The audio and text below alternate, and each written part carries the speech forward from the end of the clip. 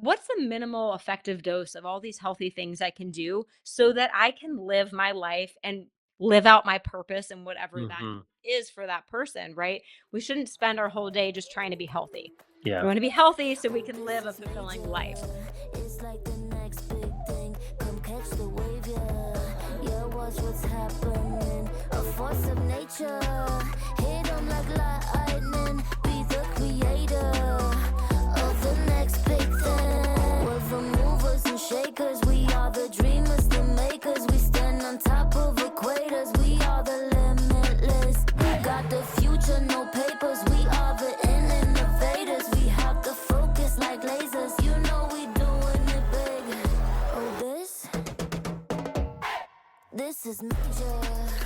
Greetings and welcome to the Compromised to Alchemized podcast with me, your host, Dr. Neil Bolchandani.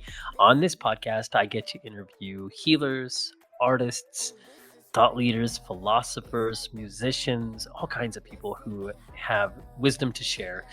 Now, I often ask them, what is your personal legend? It's based on the musing of the book The Alchemist by Paulo Coelho. And I also tell them, or I ask them about how they've helped people journey from compromise to alchemize. And usually I'll say that phrase and I'll say, well, it came from first the utterance of compromise to alchemize being, how can we take people from a compromised airway to an alchemized airway? And then the wisdom of my wife, Dawn, she said, well, drop the airway because, so many of us don't know we have airway issues or even that term. We use it on the podcast and we delve into it a little bit, but really it isn't always just about airway. And it's not just about sleep. And it's not just about oxygenation. And it's not just about, are we moving our tongue properly? Are we, breathing properly? Although those are vital functions. And it's like, are we living fully? And I think Renee gets to this at some point, but it's like so that we can have a healthy, excellent life. So that is really the crux of it. And I just had a blast talking with Renee Belz. She was a delight to talk with, and also she has such a vast history of learning and expertise. So I'm going to give you a little bit more insight on who she is, and also on the podcast we go into how we came across each other, and we delve into a lot of fun topics, not only about these areas of expertise that she has and our overlap in this world of sleep and airway and sleep apnea, but also, we both are part of the Life Network team that Ben Greenfield and Caleb Applegate have started. And so we have that overlap. We have a mutual friend in Molly Eastman. They've known each other for a long time. And so also we get into talking about some topics that I didn't necessarily know we were going to talk about. And I mean, we talk about grief, we talk about ways to help. And of course, Renee talks about her, thinking of grief from animals' perspective. It's really interesting. We also talk about Disney a whole lot, and these were the prompts that were given to me a little bit by Molly. I decided to riff off of or draft off of Good Hang podcast with Amy Poehler and ask Renee or ask a friend of Renee's to talk well about her behind her back. I know. I'm just really loving that podcast. First of all, I love Good Hang. I was curious about it and I hadn't listened to it. My wife said, you got to listen to it. And I've loved it. I love comedy or podcasts that comedians do, probably top. And then there's many other ones right after that. So it was really great. I didn't expect to go into singing. So just in case you didn't want to hear that, not to listen. Just kidding. It was okay. And really, it's fun to hear Renee talk about her love of Disney, but we get into some really cool things like how to prep for a trip to Disney, how to optimize, biohack your way to prepare, and also to what to do on the other side of it. So we talk about that. We also get to talking about her dad, Gene Sambataro, and his his work in dentistry and also overall airway and even biohacking. So I just think you're going to enjoy this. And okay, but I didn't even tell you who she is. Okay, so I'm going to read some of her bio. So definitely, if you know who she is, you know she's amazing. You know her, um, the depth and the breadth through which she looks at health and works with it. For those of you who don't know who she is, the kind of official training she has is she is a certified nutritional consultant and holistic lifestyle coach with a master's degree in nutrition, and that is pretty cool that she gets to use all of that. She also has a co-host. She's a co-host of the Biohacker Babes podcast with her sister Lauren, and it's all about nutrition, fitness, sleep, and the latest biohacking topics. And she has personal journey. She dealt with adrenal fatigue and many other issues. So she learned that there's not a one size fits all approach to health optimization. And this led her to a passion to help people achieve optimal health by crafting personalized health plans to meet their bio-individual needs. So she does even do some virtual work with Gene Sampataro's Julian Center's practice. She's often speaking at a lot of events. She's also emceed events. I'm pulling from what I've seen from her. A little bit more on her background. Um, she's Paul Chek holistic life coach, and she's been a group fitness instructor. She's used the Zytoscan, implementing that within her repertoire. She started at NAVA Health and Vitality Center as a nutrition expert back in, I think, 2012. She has definitely guided people and she says it, for 15 years in the health journey. She has also been a sugar detox coach. She's also been a ketogenic living coach certification person. And also she talks about cycle syncing in terms of female menstrual health, and that's really cool. I just feel like there's so much more that I want to discuss with her, but for today, for this episode, tune in.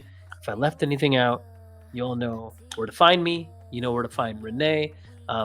Have fun with this episode, and I can't wait to hear what you think. And okay, by the way, the background, the music you're hearing is Luna Lux, Jessica and her colleague. They're singing. Colleague is not the right word. Co-artist. I've used her music before, and it's always in the outro. But the reason I use this is because I really feel like one of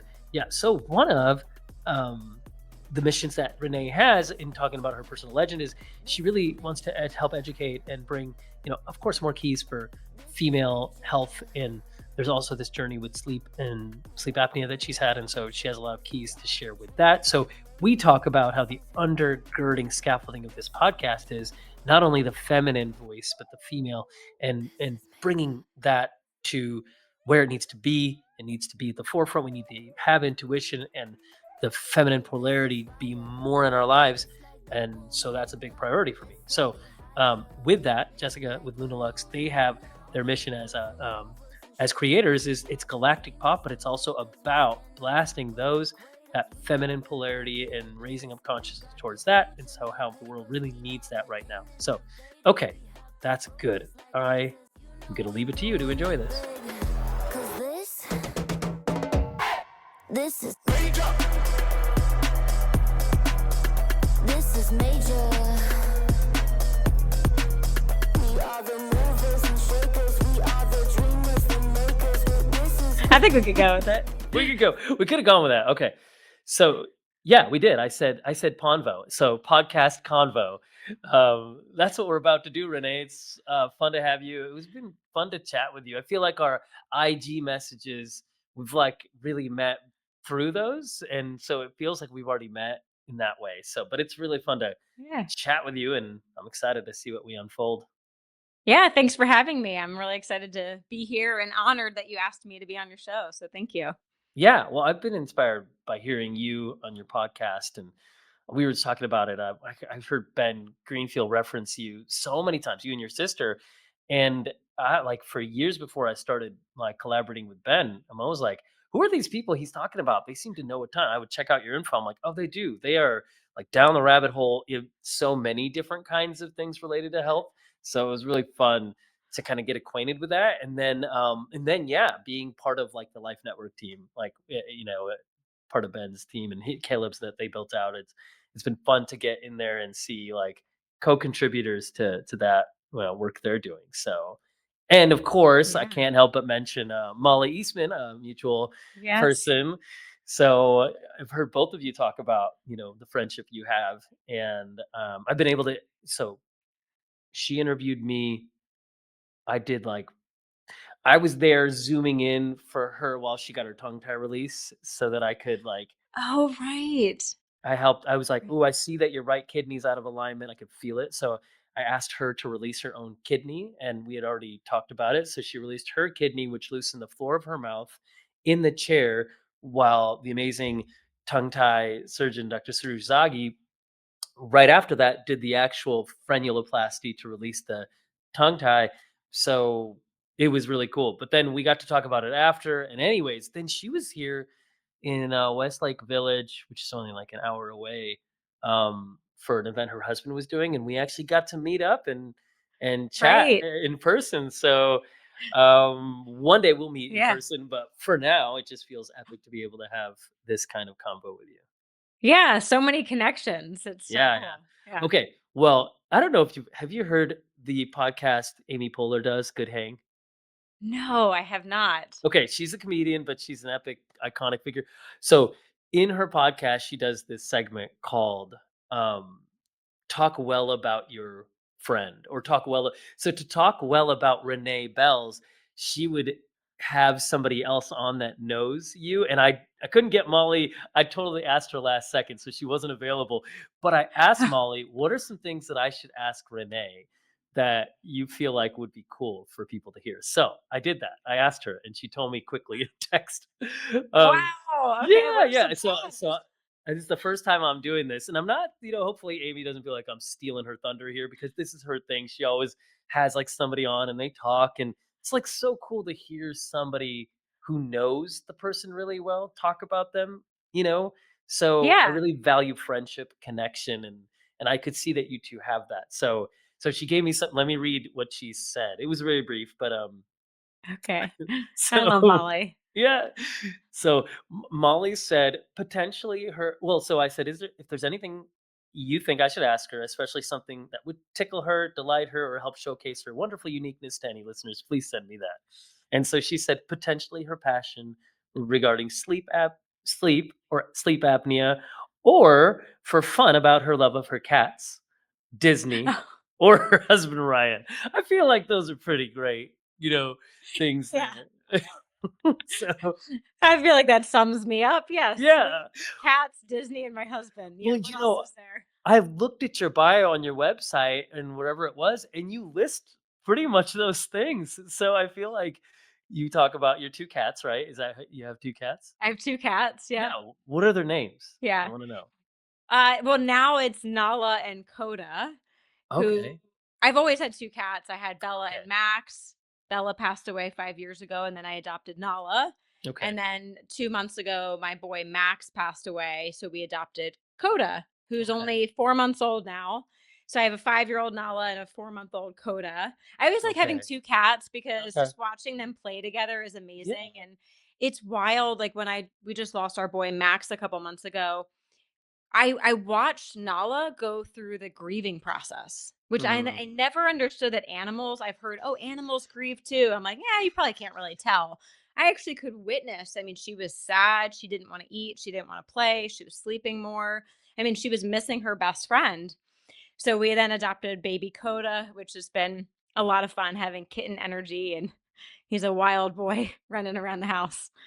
Oh, Yeah. that's really cute. I mean, I feel like I've had we've had I've had a couple eclectic pets growing up. I had a leopard gecko. I had a Wow. I had my brother had like hamsters and gerbils and a snake, and then I got, when I was in undergrad, I got an ootheca, which is like 500 praying mantis eggs. You could order it online. I hatched them, Oh. and then they ran free, and I never found them, except for one day later in the halls of my science symposium area. All of a sudden, I saw like two praying mantids walk by, and I'm like, "Is that one of mine?" I have no idea. So that's but but That's crazy, yeah. but I've had people, journeying with people in health and being a practitioner. I've had so many people, like, I've adjusted a lot of animals in terms of like alignment, but I've had people tell me, "Oh yeah, I got my kitten or their puppy," and it's like a lot of wake ups in the night. It's like having a baby because it is. So Yeah, first yeah. of all, I don't have human children. I just have yeah, furry children. But yeah, the first month of having a kitten, yeah, you're being yeah. woken up every 2 hours. And I'm just reminding myself, this is only for a month or two versus a Mhm. human child would be probably many years of waking in the Yeah. middle of the night. But Yeah. I'm so sorry to hear about your, losing the one that passed away recently, and then the other one. So I'm so sorry about that. That's obviously Thank you. that's a loss.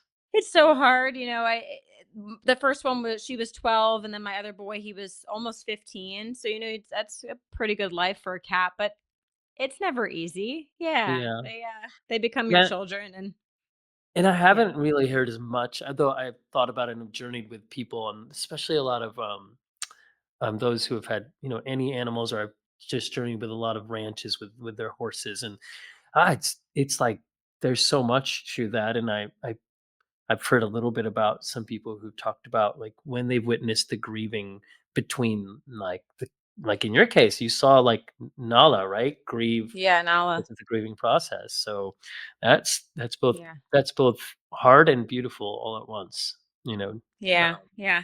I mean, the unconditional love you get from pets is mhm, I mean, it's unbelievable the feeling you get. And I actually joined a grief counseling group for this mhm. last one. I didn't even know that existed for Yeah. pets. So if anyone listening, it does exist and it's very helpful because you hear from people all around the world what they're experiencing. And a lot of people start with, I sound crazy for saying this, but everyone's relating Mhm. to it. I mean, people said losing my dog was harder than losing my mom. I mean, Yeah. people say things like that.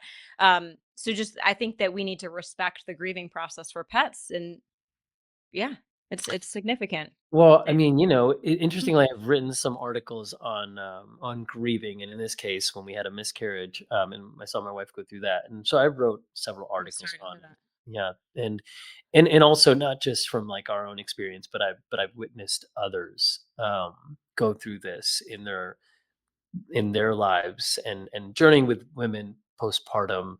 But and actually, like really, I maybe boy, it's so hard not to go deep into like 5 different things right now and talking about this, but I Yeah. used to set aside sessions that were only for pregnant moms, because I have a lot of my practice has been dedicated towards journeying with pregnant moms and babies. But then I started to have like one person wrote in and she's like, "Hey, I wonder if I need to cancel my appointment because we lost our little baby." I said, "No, oh my gosh, I'm not putting that out there, am I?" And I realized, well, I am. I'm saying these extra special appointments are only there for pregnant women. So I said, "No. First of all, like, I wanna journey with you in supporting you during your grief," but also I realized with, like, fertility too. I've journeyed with many women in fertility and helping them through that, but I also this is speaking about my messaging and what being conscious of what you're putting out there. I had unexpectedly, like, felt like I was leaving those out who also was struggling with fertility. I said, "No, if you're Mm. efforting to have children and you're in that process, these appointments are also for you too." So I think I just reorganized my messaging, and my assistant, I had her communicate that it's like, this is for anybody that's like desiring to journey in that process, not you have pregnancy or you have had it. Um, Yeah. so I've written some articles on that just to share, and also, but so I That's think great. it's such an important thing to know. Some people might have a lot of grief, like resource, but you've clearly have some. Is there anything you would say like has been really, other than joining this counseling group, what's been really helpful for you in that process of grieving? I don't know if it's, the typical thing people say, but time. Mm, I mean, time is just the best thing. Every day it got a little bit easier. But that mm, first week, I mean, I could barely sleep. I could barely eat. Um, but now it's been 3.5 months now and feeling obviously so much better. And it's so hard in the moment. And, people tell you that, time heals and you're just mhm. kind of like, well, screw you. I don't, Yeah, today hurts. I don't have time today. But, yeah, but just keeping that far out look of knowing in several weeks, in several months, it will get easier. And just being okay with the grief, right? I think not suppressing it, just leaning into it, crying when you need to, sleeping when you need to, Mhm, just yeah, leaning into that and having all the emotions. I think bottling it up and not feeling that is worse for many yeah, reasons, but also our health. Yeah. yeah, And then for I mean, if it is an animal you're grieving, I think getting another adopting and rescuing another animal, what a great mm, gift to that animal and to yourself. mhm, Because I heard this quote recently. It was like grief is just a lack of somewhere to send your love. I'm not saying that mm, exactly correctly, no, but I was yeah, like, that makes sense because you were giving this animal all this love and that's now gone. So yeah, where do you redirect that love? And I think when you adopt a new baby animal, you have somewhere to pour that love into. And the day I got Coda, yeah, it was a significant shift in how I felt. mhm. Well, Yeah. that's Not really that powerful. you're not replacing, you're never Yeah, going to replace that other animal, but just having another place to give your love is mhm. beautiful. Yeah, Yeah. that's really poignant. Do you, I love names and, where they come from and coming up with them. I mean, I've loved helping, like, other people, uh journey through names for their babies or pets as well. And like I named my my leopard gecko. His name was Olentide, a totally made up name that I just came up Nice. with. And then what was my here's a funny name. My praying mantis, I named him Zignophyllum. Totally made up name that had a lot of weird letters, but it just came to me. I'm like, hey, that feels poignant. But um That's creative. then we have, our kids. Serenity is our oldest anyway. So it's like we sat on that. We thought we knew the name, and then like 3 months before she was born, my wife's like, "That's not the name." And so then we waited till she was 11 days old, and then we were like, but then we knew, like, yeah, okay, we see her name. So Yeah. Nala, is that a reference to the Lion King? Is that? Yes, there's the Oh, Disney piece. Yes, oh huge yeah, Disney right. fan. Of course. Okay, so we're hitting these Molly Eastman nudges without even Thanks, really. Molly. Yeah, thanks, Molly. So yeah, what's Yeah. like? Tell me more about, like, have you been to Disneyland and World? Yes, a Okay. ton of times. Way Okay. more Disney World. I grew up on the East Coast and I Yeah. went to college in Florida. Totally. I actually worked at Disney World through college. That was No my way. summer job. Yeah. Where did you work? Um, I worked at all the parks, Okay. and not to ruin any of the magic, I guess maybe if there's kids around, parents don't let the Sure. kids hear this, but I was a fur character. So I would dress up as different characters in the park, like Yeah. Winnie the Pooh and Chip and Dale, Uh huh. Timon from Lion King. Yeah. I got to be like 15 different characters. So No, that's it cool. was Why pretty would cool. any? I feel like that'd be exciting. I feel like Yeah. that's really cool. This is. Well, I don't want the kids to know. Oh, right. Actually, when you're working at Disney, you sign a contract that you won't tell people what you do there. No way. Yeah, yeah, because Are I don't you want to allowed to burn tell us projects. now? Is this No, I'm just kidding. You're allowed to, I right? guess technically they can't fire me at this point, No, so no, yeah. yeah. So, okay, so did you ever work at Epcot? Yes, Oh, yeah, so cool. I went in I worked at '94. all the parks. What year were You you working um, there? I worked there from 2005 to 2009-ish.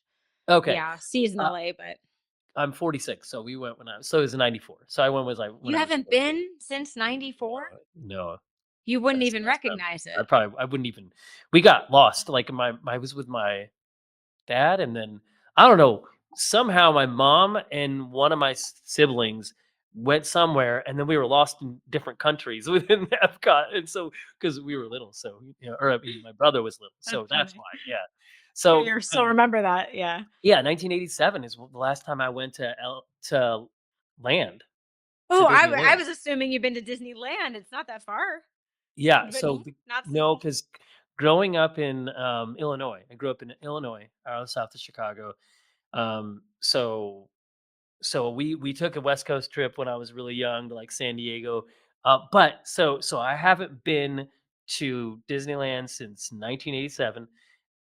So we're planning to go soon and take the kids. So it'll be like, Yeah, whoa, how whole many new world. kids Three how many a kids. whole new 3 kids. How old are they Mhm. now? They are Sweet. 10, 7, and 5. Okay. So And it'll be their well, first trip. Yeah, when's the first time you went? I was 2. Oh, wow. Okay. I was So too. And people say, "Oh, you can't remember it," but there's some mhm. nostalgia of my body remembers the Okay. magic Yeah. because I've been addicted since then. And actually, it's a funny story when I went when I was 2. I guess leading up to the trip, I'm talking to my parents. I can't wait to meet Mickey and Minnie. I'm going to meet all the characters. I'm going to get my picture. I may be 2 in a couple months. And my parents are like, Renee, I don't remember this at all. This is my family telling me the story. They said, Renee, it's really hard to meet all the characters. There's probably going to be lines, it's hard setting expectations, right? Yeah, yeah. I'm walking through Epcot, and this would never happen in 2026, by the way. But in 1988, this was possible. I'm walking down this little bridge, and Mickey, Minnie, and Pluto are walking by. No other kids for a mile. Wow. Prime opportunity for photos, getting signatures. And what do? I scream and run the other way. Oh, no. And my parents got one photo, and it's like Uh, such a classic family photo because it's me just screaming my head off, yeah. running from these terrifying looking characters Oh my that I was gosh. so excited to meet. But I still love Disney ever since then. So Yeah. 1988, that's when you went to Yeah. Disney That was World. my first trip. And I've Okay. probably been to World and Land, not counting working there, probably over 100 times. Wow. It's Okay. magical. It's magical to Yeah. me. Yeah. Yeah. Well, I mean, it feels like, it's a small world.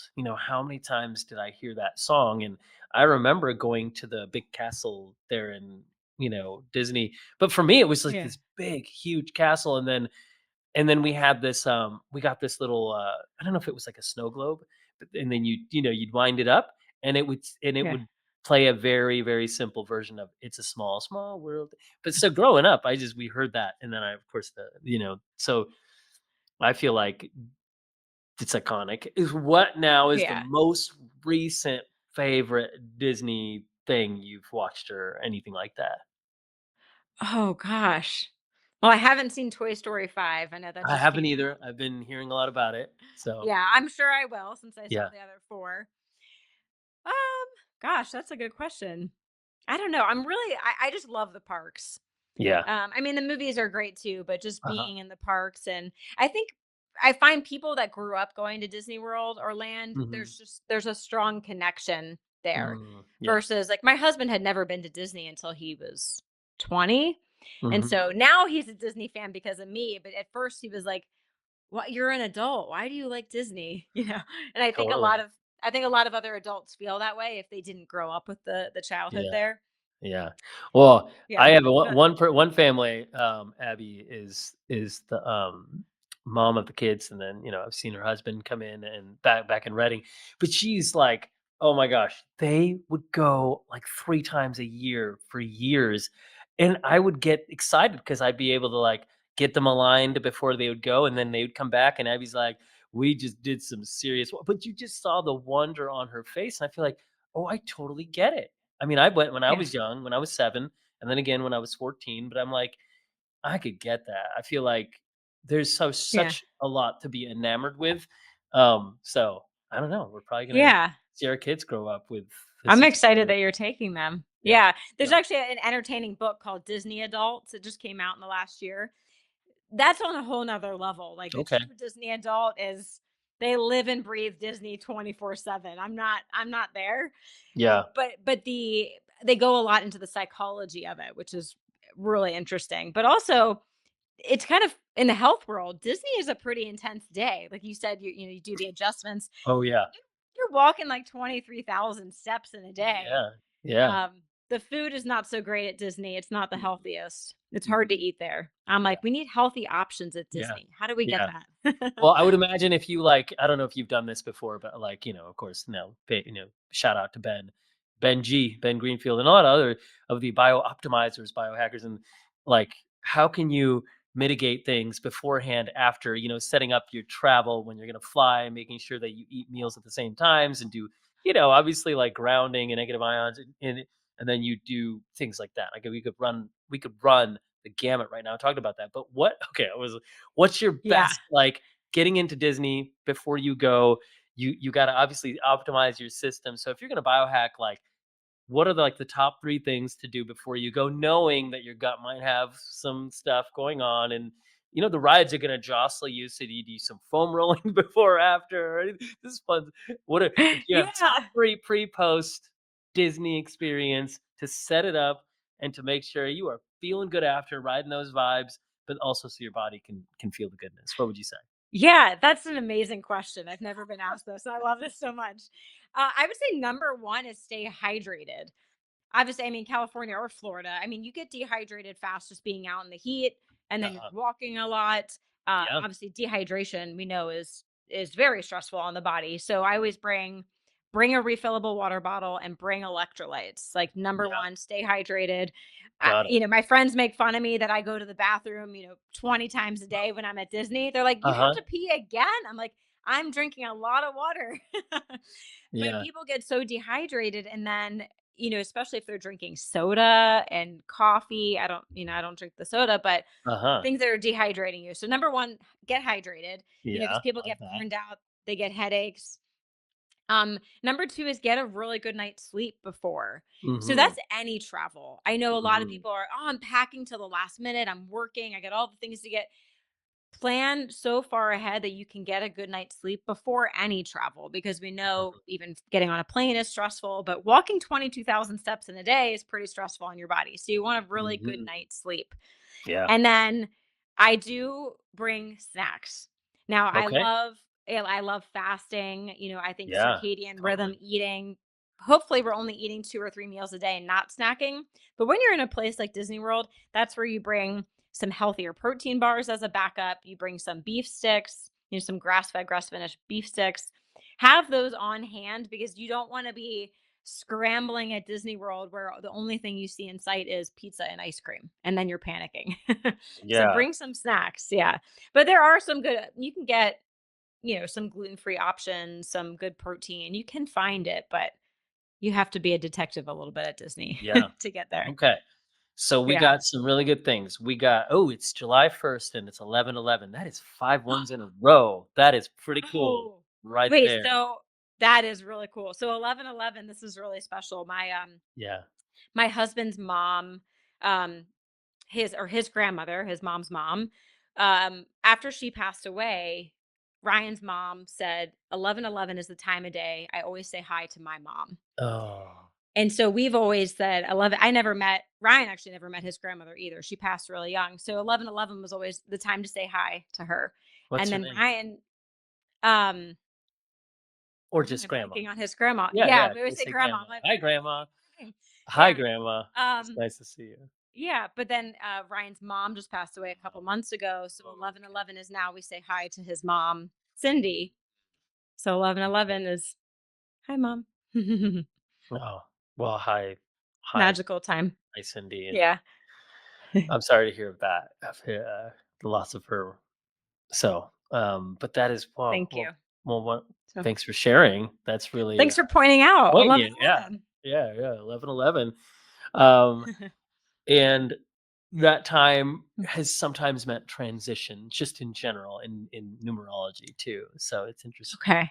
Yeah. So Yeah, I I didn't know actually, where that came from, but I mean, you know what? 5 ones together is a, that's like, I don't know if I've seen that, because well, anyways, 1 and then, so 5 ones in numerology, you can add the ones together to create one number, which is 5, and 5 can mean something like, um, abundance, generosity. There are also times that 5 can mean, um, like, well, for me, this is now just personal, but 5 members of our family, and that's been what I grew up with. And then my wife, her family is 5, and then we are a family of 5. So it's interesting, like, these that's fives. cool. And I don't Yeah. know, yeah, 5 fingers.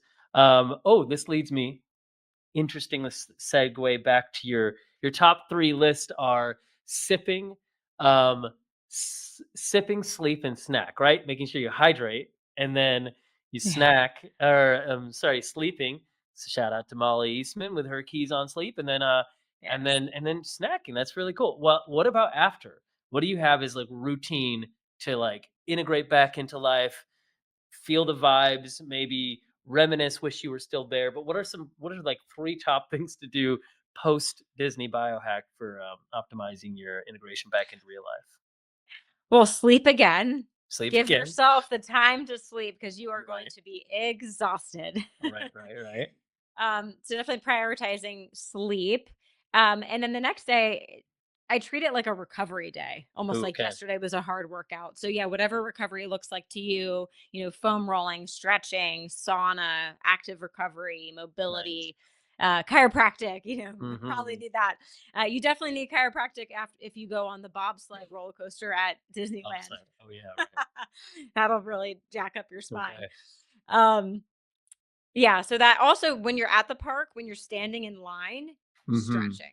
I'm the Stretching. I'm the weirdo that is stretching in Yeah. line. Yeah. People are like, is she going to run a marathon? What is she doing?" I'm like, "No, I'm just trying to compensate for all the weird positions I'm going to be in today."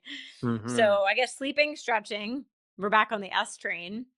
Totally. I was Yeah. noticing all the S's. I'm Oh like, yeah. there's a lot of S's going on here. I love it. Um Something about stress free. I don't know. Ooh, I think nice. find a way to carry that magic back into your life. I think people love Disney because for a lot of people it's an escape from their reality, Mm, which I guess can be looked at in a sad way to some extent. But you get in there and just everything seems so perfect and beautiful and magical, and nothing mhm. can go wrong. And I think in today's world, a lot of people want that escape. I mean, hopefully you're working on building a life that you don't need to escape from, right? That's Yes. the ultimate goal. But if you do need that, I think find a way to bring that magic back into your life. Like I actually like to play Disney music around the house Mhm. in the morning. Like that's what I put on to get me going. And Yeah, it's just, I love that. yeah. I feel like that's really important too, though, is that, like, of course we could talk about and you did. I'm glad you really, like, really well touched on, savvily, if you get adverb savvy. You, like, did really savvy job of talking about, like, well, we don't wanna escape as a way, but at the same time we need those magical places and moments to really infuse our life with. So I think it's really special that so special magic is special, right? So Special. There you oh go. yeah, we got the essence. So maybe you need to come up with this guide, the guide to Disney from a biohacker Oh, perspective. Okay, don't worry, you can before this publishes you already have time to make it. let me So trademark that real quick. right, yeah, TM. Um, oh, I was gonna. What's it? So if you like, okay, when I was in my undergrad, and I was like, how can I get ready for the day and just feel excited? I have this CD of 50 tunes, and it was 50 theme songs to cartoons. So Oh, I would listen to Captain Planet, Captain Planet, he's a yeah. hero, gonna take and then I would have, um, because at the end of that song, before Captain Planet started talking, he goes, "The power is yours," and it was, like, empowering, right? And I had That's a bunch awesome. a bunch of I don't know, do you ever watch Gummy Bears?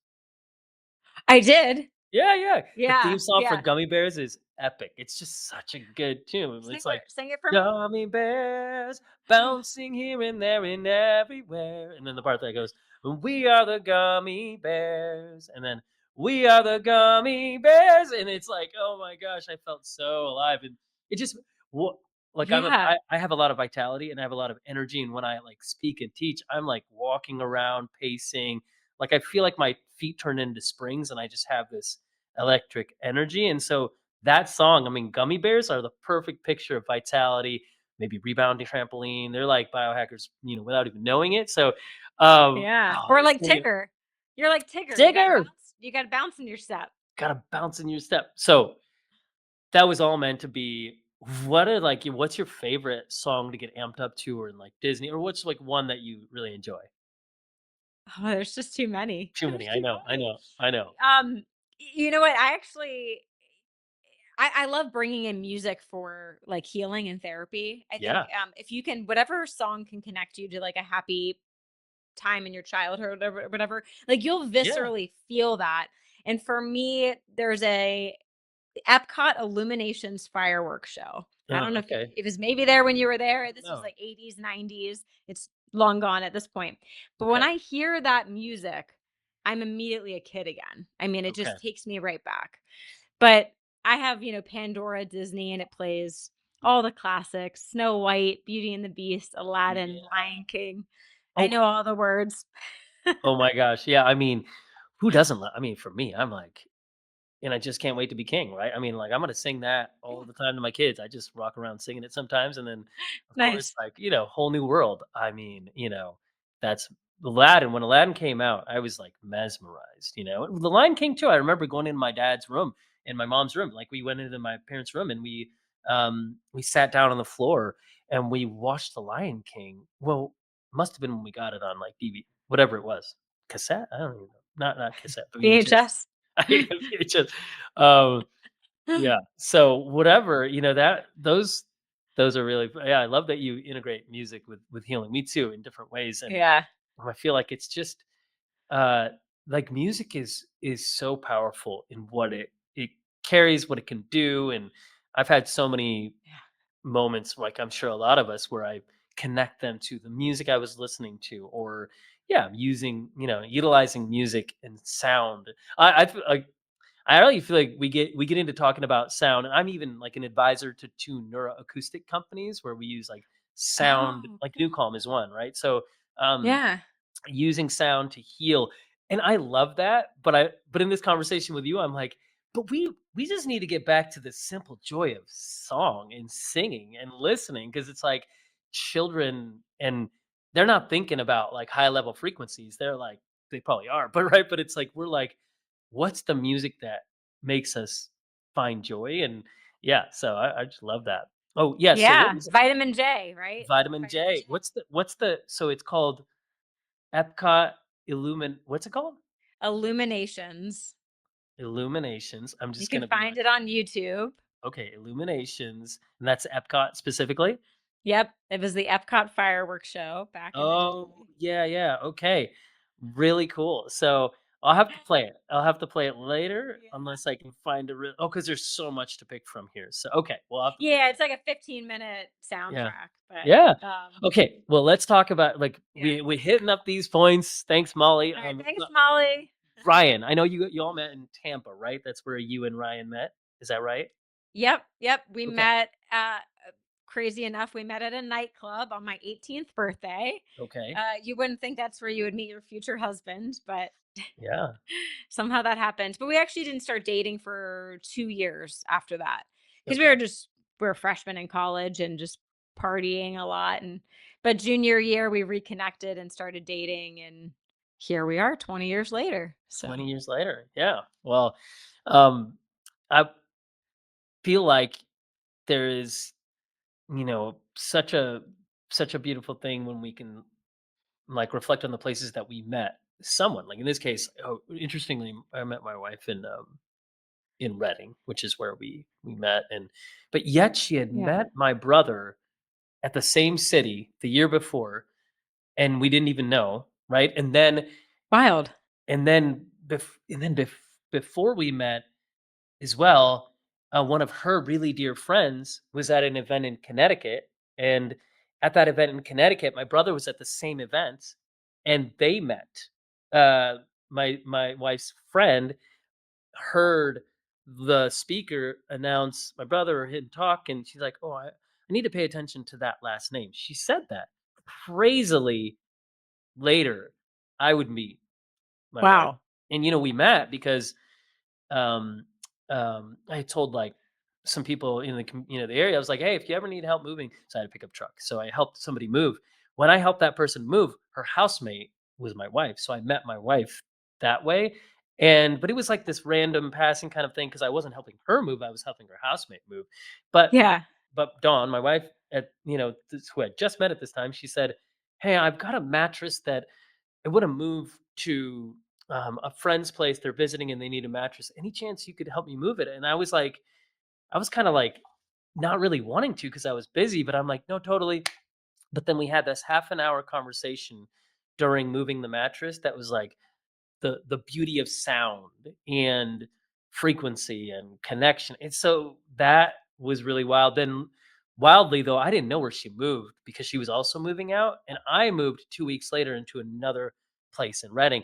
And there I was meditating by the pool one day, just like reading, meditating, and then somebody walks up, and it was my wife checking her mail because she moved into the same apartment complex that I did. And that was what so she said, "Hi." I said, "Oh, hey."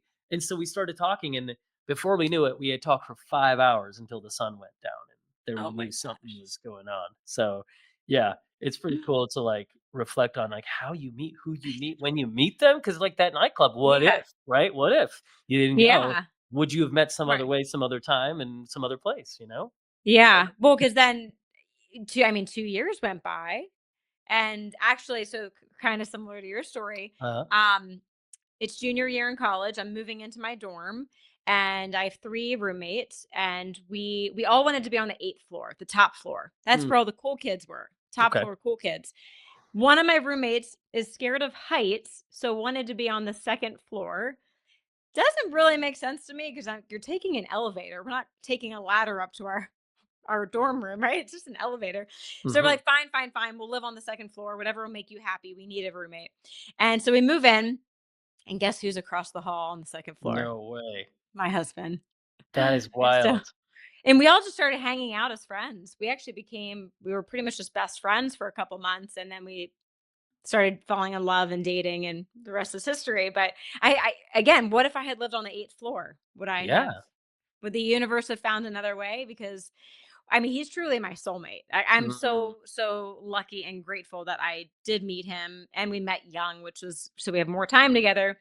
But actually, we went to Costa Rica a couple years ago and did a Wachuma psychedelic journey, and it was my first really, really deep journey like that. And so, mhm. they say go in and you ask your ancestors what they want to show you. Yeah. And I had a kind of funny experience where my ancestors are just like dancing around, and I'm like, okay, really? Like that you don't want to tell me anything? I came all the way to Costa Rica. This is just gonna be a funny show. And I did learn a couple other things, but one thing that they did say is you and Ryan have been together for hundreds of lifetimes. Wow. And whether people believe in past lives and whether that's possible, I don't know, but Yeah. that was an interesting message because we have felt so deeply connected from day one. And it's like, how do you explain that? I Oh, don't know. yeah. It's Yeah. interesting. Oh, wow. Yeah. Oh, Yeah, yeah, that's that's crazy. beautiful. That's crazy. Yeah, but Yeah. that's great. So how long have you and your wife been together? Yeah, we, met in 2011, and then um, we're in a relationship for, like, the year, just over a year. We were engaged for just over a year.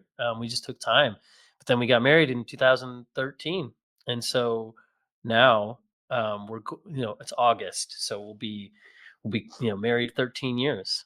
So, and it's Awesome. actually yeah, we had like we try to like w- we do like a really simple vow renewal, 5 years, and so when we were planning when I was I do it as like a surprise. So when we were planning, not surprise, like we know when it's gonna be, right? We got married on a date, so obviously Yeah.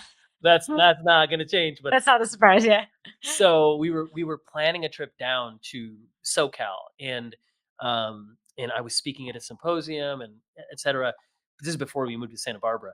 But we had friends that lived here, and we were entranced by this in the past. So we knew we were going to visit Santa Barbara, so I had our friends that lived here, and other dear friends who had also lived in Redding that moved down to this area, Topanga Canyon specifically. We I asked them to come, and so our three families met at the beach, and we did a very simple vow renewal at the beach in Santa Barbara a couple of years ago, and so that was like our 10-year renewal, and it was when we like walked off the beach where we knew, yeah, this is where we need to be.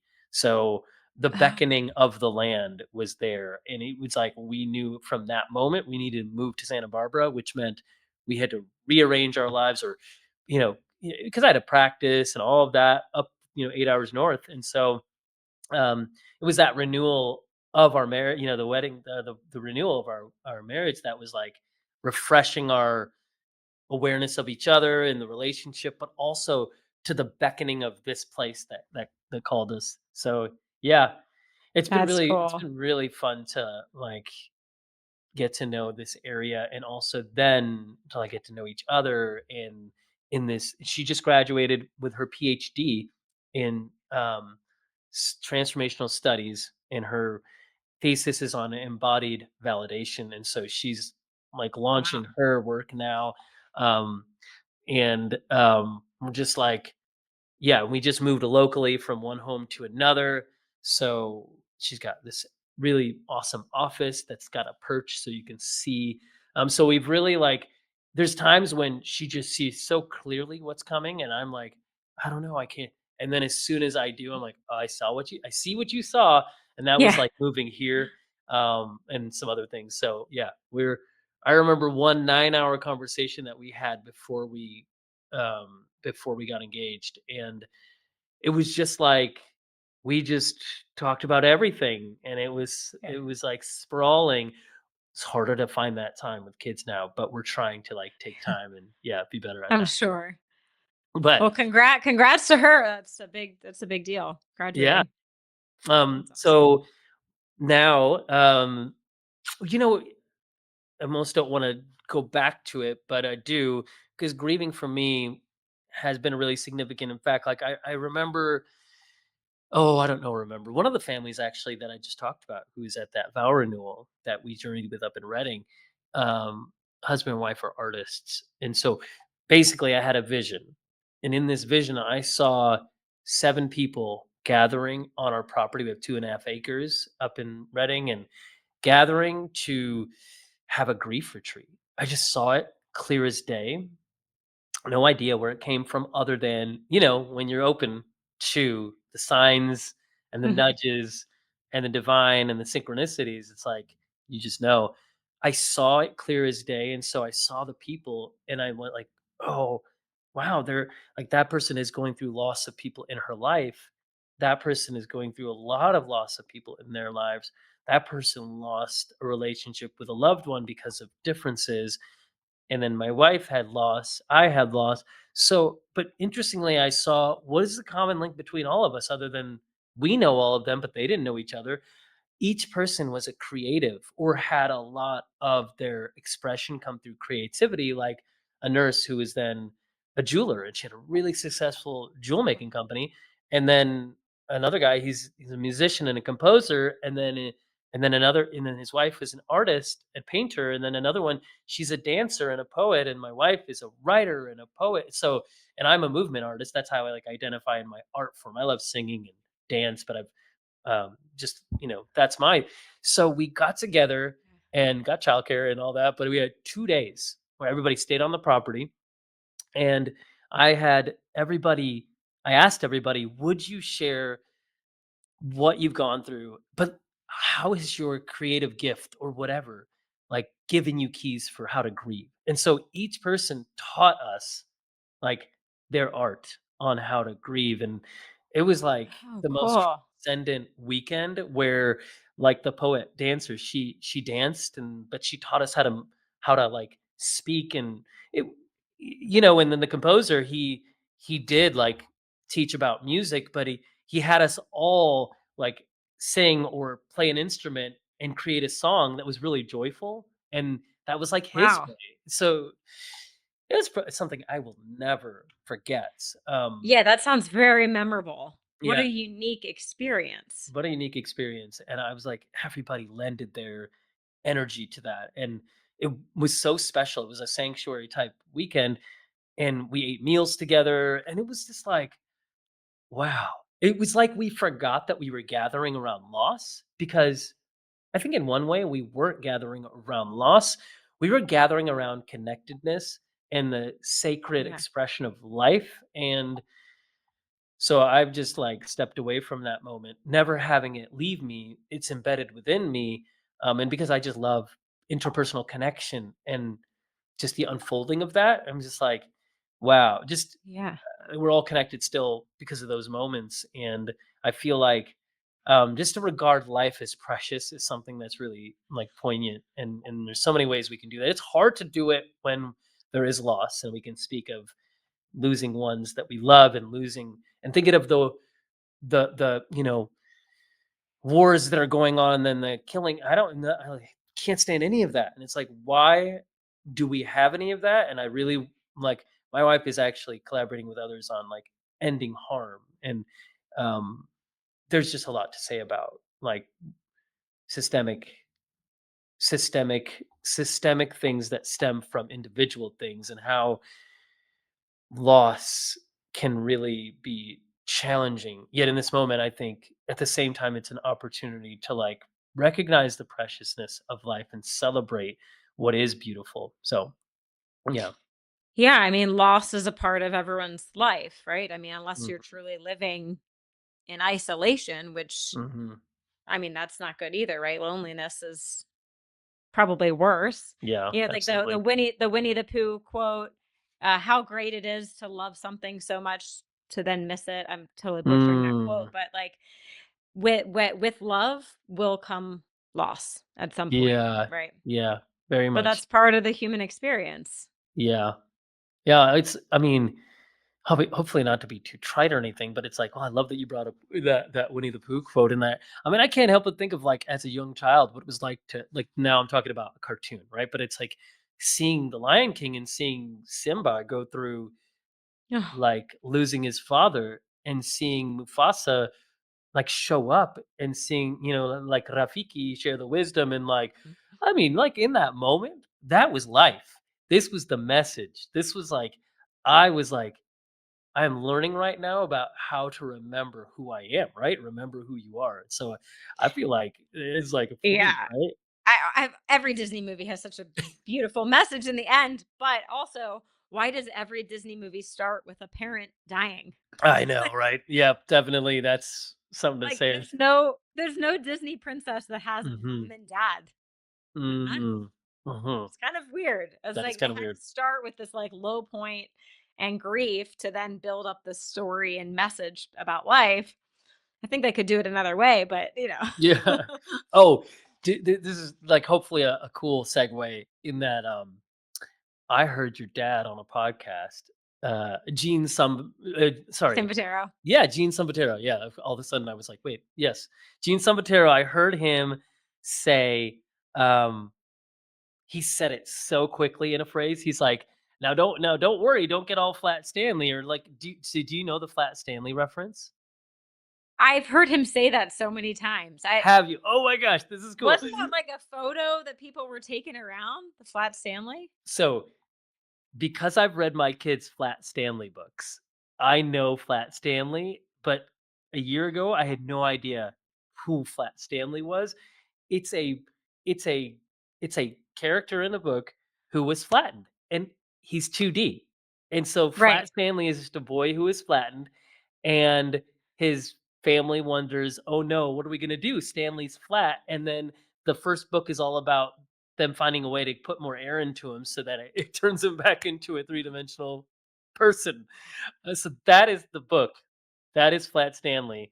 And every Okay. every other Flat Stanley reference or all the books that come after, I think there's 6 of them, and I've read most of them aloud to the kids, or at least the intros, you can get them free, and so I'm like, "Oh, yeah, we gotta buy these books, but for now, I'm gonna help you get to sleep by reading to you the first chapter of each of these books." There's always this worry about Flat Stanley getting flat again, and I think he does. And so that's what the whole book That's is what the about. book. That's what it's about. Okay. I Yeah, have not so read that. So I I can't know. believe I just revealed to you something that your dad I'm like, your dad said that so deftly, so adeptly within a sentence that I bet he said that so many times, but does he ever stop and explain who Flat Stanley is? So, I'm gonna have to like No, but I'll talk to him. He's actually coming to Vegas tomorrow, so I'm gonna Oh, ask no him way! about that. Well, Yeah. I've never talked to your dad, so please say hello for me, and Oh, I feel like we have such overlap because I don't know if you know, like, for now, yeah, you definitely do. um, for 10 years I've been practitioner for 18 years, but for the last 10 years, I've been involved in airway-centered healthcare, and I created a Oh, system right. called the Floor of 4 that's based on the floor of the mouth and how to unlock it in anyways, then my other intricate system is called functional mandibular diaphragmatic integration. It's about the jaw, but about the whole body connection and how. So, anyways, I teach people and practitioners, and then now this year I'm training many organizations in the method so they can find the best and easiest ways to free up floor of mouth tension so that the tongue can move freely, so the palate can shift, so that the craniofacial structure can change, and the whole body can go through this systemic release of tension called phase shift. But there's 4 areas that if you address those, it unlocks this whole sequence versus a lot of the dialogue out there is how can I work on the mouth, work on the floor of mouth, stretch the tongue, dig into the pterygoids, and Hmm. shift the palate through. So I, as a manual therapist, did that, and I realized through working on babies, kids, and adults, I'm like, but why, when I release the right kidney, does the tongue free up so much that I don't need to pull it? Ooh, and why does the thyroid, when released, free up the jaw so much that those recessed mandibles come forward so they don't even need mandibular advancement devices if I can get to them. Oh, Anyways, wow. down the rabbit hole of stuff. So I feel like I reference your dad as the one of the OGs when it comes to airway centered healthcare. I've heard you say that, and your sister. And he's one of the first people, right, I know to like talk about myofunctional therapy. So I feel like, oh, I love that Yeah. you've been passionate about talking about sleep apnea as well, due to some things you've journeyed with, and also, of course, your dad. So I feel like we have so much.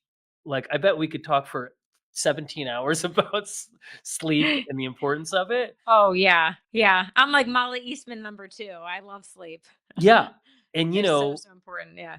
and I think like the interesting thing about sleep is that um, when we're talking about this, it's like it's really so much about life, like sleep is for life. And we talk about like getting oxygen in order to have optimized sleep, and sleep is so important. But really, when it comes down to it, it's like getting the right craniofacial structure, getting the tongue and the palate to be in the right spot, to have all these things work, and breath work and all these things is really just so we can exist with amazing oxygenation and function all the time. Sleep is obviously important, but yet being awake and functioning is pivotal. So can you, I don't know, tell me like, which is almost too much to talk about here. But you began working. Yeah. Okay, so 2010, you began working at the Julian Center for Optimal Health and Wellness, and that's your dad practice, right?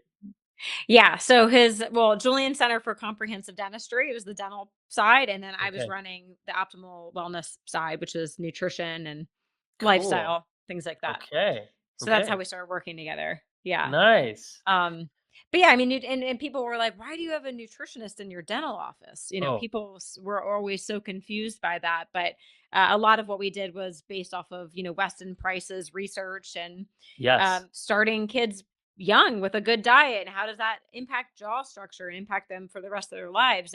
But also like I used to see a lot of vegans and vegetarians that would come in and just rampant dental decay. I don't get it. I'm brushing and flossing twice a Mm, day. I'm like, but you're not eating. Sorry, you could eat a vegan diet, but it's very hard to get all your nutrients. You have to know what you're doing to do that, right? Um, so really just I was just trying to help his patients connect the dots. I'm like, you don't have to be as crazy about your dental hygiene if you would just eat better and sleep better and breathe better and exercise, right? A yeah. lot of things people weren't thinking about. So it was a pretty cool partnership. I still help him a little bit virtually now that I'm in Vegas, but I was in the practice for 7 years in Maryland. But Cool. I'm my dad's biggest fan. I think Yeah. what he's built is amazing. Biological dentistry is finally getting its time in the Yeah. spotlight. I think Uh-huh. thanks to social media, it's so different. But he's been doing this since 1985, Yeah. way before Instagram or any of the Right. internet. Yeah. So he has said he still has the arrows in his back because he was really attacked Mhm, by his colleagues. mhm, The dental board was really mhm. questioning what he was doing because in the 80s he's telling people fluoride is toxic, mercury Yeah. fillings are killing us, are poisoning us, root canals are a problem, cavitations are a problem. And I mean, you can just now finally in the last few years say that publicly and not Mhm. lose your dental license.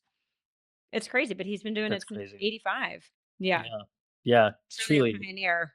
truly a pioneer. And that's, It's in, remind me, where is where is the Julian Center? It's in Maryland. Oh, yeah, okay, Mhm. Maryland. Right on. Yeah, yeah. I might be in DC coming up to do some training, so I'll have to look him up Oh. while I'm there, yeah. Yeah, that'd be Yeah, yeah, it's like maybe an hour from DC. Yeah, Mhm. you should go check out his place. He also has like a biohacking center right across the street that he opened last year Oh, because cool. he had so much fun biohacking tech in the dental office. It was getting a Yeah. little crowded, so now he Uh-huh. has all of that in a separate building across the street. Um, but also the name, the Julian Center. So it's actually named after my grandfather, my dad's Okay. dad, Julian, Mhm. who um I mean, my dad named it after him for a couple reasons. So he passed away in 2001, which is when he renamed the practice. But my dad and him were best friends. My Mhm. grandfather was his best man at his wedding. They were very, very close. And he died from a heart attack. And my dad has shared this story, so it's okay for me to share this, but he feels like he could have done a lot more to help him, Yeah. my grandfather.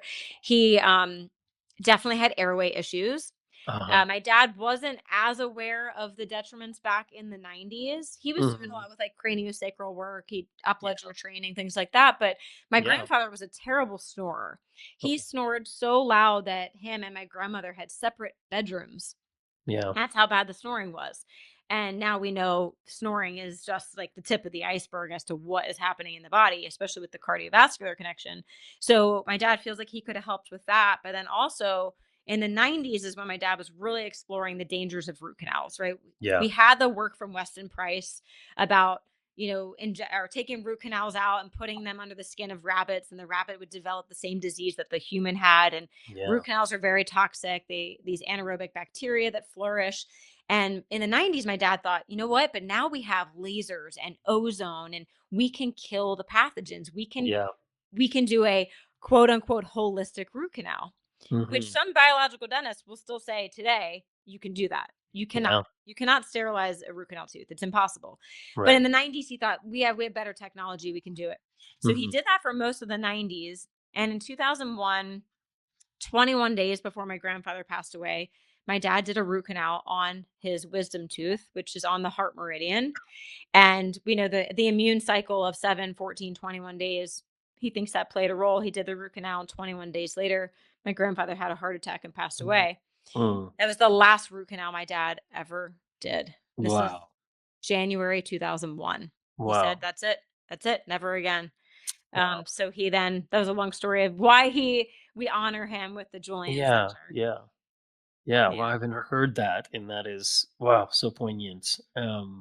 Wow. Yeah. So it's been now like 25 years since he's done a root canal. Root canal. Yeah. Okay. And Okay. he'll just and if people are saying, "Well, what if you need a root canal?" He extracts the tooth. You're better off getting the tooth taken out than having Oh, this infected thing dead. It's like it's a mhm. dead thing you're just keeping in your body. He compares it to if you had gangrene in your toe. Mhm. Would you core out the toe and fill it with putty, plastic putty? Mm-mm. No. You take the toe off or you take the foot off, you would take it off. You don't just Mhm. leave a dead tissue and plug it with some Mm. ingredients. So, it says root canal is the same. Yeah. That's a very visceral image. So that's Yeah. like There you that's go. like effective for sure. That is like Yeah, you don't paints want gangrene in your mouth? Probably not. Yeah. And he no. tested it, and it's Uh-huh. disgusting, some of the Mm. pathogens that come back around these root canal teeth. It's Okay. unbelievable. Wow. Yeah, Yeah, it for is. sure. That's yeah, I had a few root canals and then I didn't know at all enough. And then thankfully then we got around um like a biological dentist that when we would go, thankfully we would only have to go an hour and 15 minutes away. And I have like that one retired and then we were like, "Oh, where do we go?" And it was hours away after that. So then I had Wow. one who said, "Yeah, I just recommend we remove it." And of course I was like, "Wow, man, removing a tooth that doesn't feel great," but that was that made more sense and I understood. And Yeah. so, Yeah, I no wish one I wants to lose a tooth. I lost mm-mm, 2. mhm, I was in a terrible accident when I was 16, mm, and I damaged a lot of teeth. I actually broke my mm. jaw in 3 places, Oh my and, gosh. And any typical dentist would have just done 2 root canals. But this was in 2003, so my dad was no longer doing root canals, so he said, "We'll take the teeth out." I got titanium dental implants put in because that's all we had in the United States and back then, right? Yeah. Titanium. At the time, Europe was offering zirconia implants. Took a while to get those to the States, but last year I went through a very long dental journey of getting the titanium out and zirconia put in. But how great nowadays that people can get zirconia implants. Hmm. There are a lot of dentists in the States that do it. It's a Yeah. little bit more expensive, but it's biocompatible, right? We don't want any metal in our mouth. So, Yeah. and you can't tell. Yeah, no, I mean, you you went through quite a ordeal, and I wouldn't have guessed that you'd had your jaw, broken in several places. So, but yeah, and especially, yeah, Yeah. well, you did well, and Yeah. you I did know well the to heal, dentist. and yeah, you know the dentist. Yeah. Yeah, I yeah. fly to Maryland for all my dental work. So, Mm, yeah, okay. if anything happens, I just jump on a plane, go to see my dad. You Yeah. know what? I need to connect. I'm sure they probably already know him. I collaborate with two dentists in the DC area. I know DC's big, but they're both like more so. They're really involved in expansion, airway. They're not in the biological, so very Oh, few okay. do the gamut that your dad does. It's really rare, right? So I know a Yeah. good amount. I've like the Bay Area in Toronto and globally, I have a lot of collaborators in terms of functional biological dentistry. And then usually, then there are those who are doing airway centered care, but those two worlds are often separate and don't exist. And so you add in Yeah. biohacking, your dad's like covering a lot of bases, which is Yeah, really he cool. does. He's very passionate about a lot of things. Hmm. I think that's where my sister and I get it from. It's like, how do you niche down and pick one thing when you love everything? So Yeah. we got that. Yeah. Well, Who's the airway doctor in DC? You said you have an airway yeah, practitioner there's or two? Lupita Roca, Dr. Roca. She's one. And then Dr. Eric Armakan is the other one, Okay. and they're Okay. I both don't know great. those They're both names, but yeah. Eric is newer. At least he's been doing it for 10 years. But you'd also love this. Is I know another fact about you is that you're a black belt in ninjutsu, right? You yeah, had a black belt. Okay. that was a family thing. We all got our black belts together. Oh, cool.